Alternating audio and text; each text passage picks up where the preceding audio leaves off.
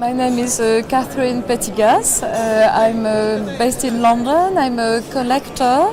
I'm mostly of Latin American art. I'm a patron, and I'm also an art historian. So I write books, and I'm also I give lectures, and I'm quite busy in the art world in London.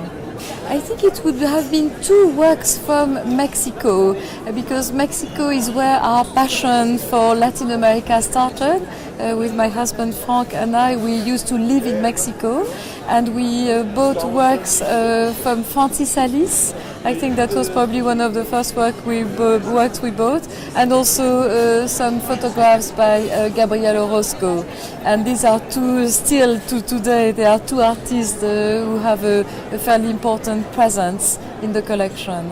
It's a collection that is mostly focused on Latin America. I would say up to 85%. And we go back and forth between contemporary and modern works. So I think we started more with contemporary, then looking perhaps at the sources that these artists have used for their work, and then going back towards and therefore buying modern art from the region, and then going back and forth with the contemporary works. The other 15% of the collection is made up of artists from Britain, artists from the constructivist movement, a movement that sort of developed in the 1950s and 60s, with artists who had a dialogue with artists from Brazil of the concrete movement, or artists from Venezuela, many of whom were living in France. They were working with the gallery Denise René, and so we have also expanded in that area. And then we have also a few works by French modernist artists. Well, I think it's helped me a lot, especially to edit these books, the books that I've done, because I have a sort of outsider's view. I don't owe anything to anyone. I don't belong to any coterie or any faction. You know, the Latinos, they tend to have this sort of very heated relationship. So I'm pretty much out of this, and so I can also judge maybe the local scene in a wider context, because I'm used to other markets in Europe and elsewhere. I have this strong feeling that what makes the difference between a collector and a buyer is the will and the sort of commitment to support institutions. And so over the years we've spent about a quarter of the budget that we spend in purchasing art to support institutions. So I'm a trustee of the Whitechapel Gallery in London. I'm also on a couple of different boards at the Tate, the Latin American Acquisitions Committee, and the International Council, where I'm on the executive committee. I'm also on the council of the Serpentine Gallery. And then I also support some smaller institutions which I think make a big difference. One is Gasworks, where I'm a trustee, and the other is called Fluxus Art Projects. It's a Franco-British sort of venture that I chair. It was an initiative of the French Embassy in Britain.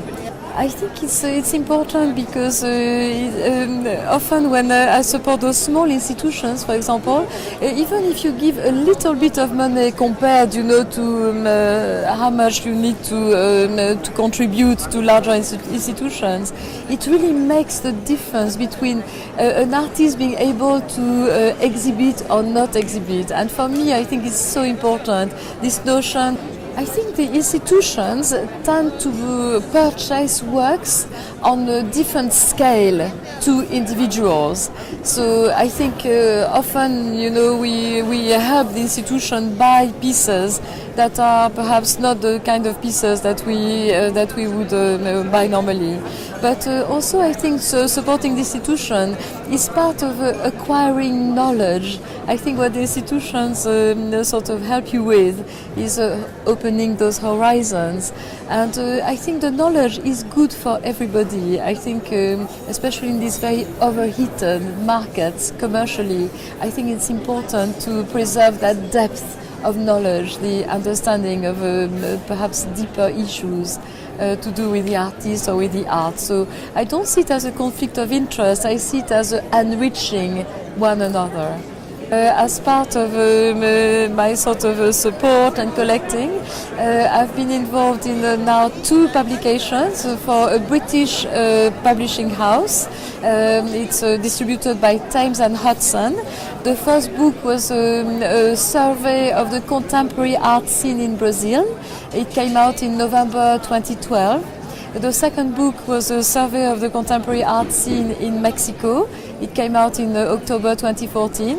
And now, for my scenes, I have embarked on a third project, which is a survey of the contemporary art scene in Colombia.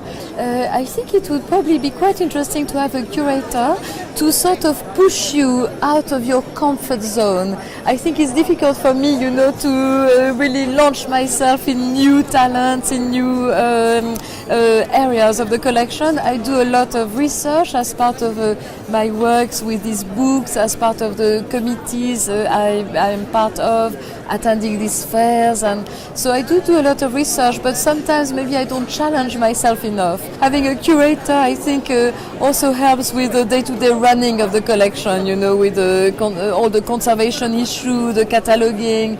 We are thinking of having a website so that the collection is a bit more available, is better known, and I think having a curator would help.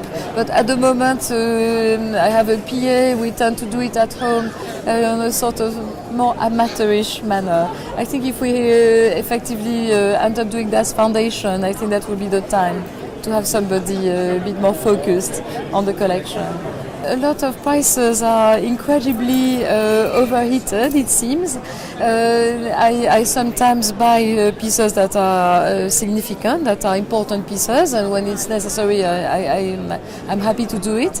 But I also feel that the collector has to do more homework to try and find value. And so I don't like to chase pieces, once they've been very inflated. So I think that's where doing my research, I think, has helped to try to avoid this overheating of prices. I receive emails or messages for quite a number of galleries ahead of the fair. So it's true that the minute I get in the fair, I try to go straight to the galleries where there is a work that I would like to obtain. And I've had a mixed success this time. So I hesitated for 30 minutes. When I came back, I had been told the work was on hold. But in those 30 minutes, the work was sold. So I bought another one, but I'm not as happy. So yes, it is an overheated market, for sure. It's still a seller's market, I think. I bought some pieces by the Costa Rican artist Federico Herrero, whom I've met in his studio in Costa Rica, and whom I'm very fond of, and so I wanted to support him. And I bought a couple of other things. I bought also a piece by Maria Nepomuceno. In fact, I bought 2 smaller pieces this time, but I already have 2 larger installations by Maria. And these were 2 works in barro, in ceramic, which I didn't have, and so that's again the idea of buying in depth. And I still have a hold on another Brazilian artist, but as long as I don't buy it, I'm not going to say it just now. I would say that you have to do homework, you have to try and learn. You can do it very wonderfully by supporting an institution, and as a result, getting the knowledge from the institution as being part of a collector's circle to support the institution. So I think getting knowledge, reading, going to gallery openings, going to art fairs, your local art fair, I would say this is all quite important. I would say also just try to enjoy the works that you buy, because after all this is an incredible privilege to be able to surround yourself by works of art. And so I would say what is most important is to enjoy collecting.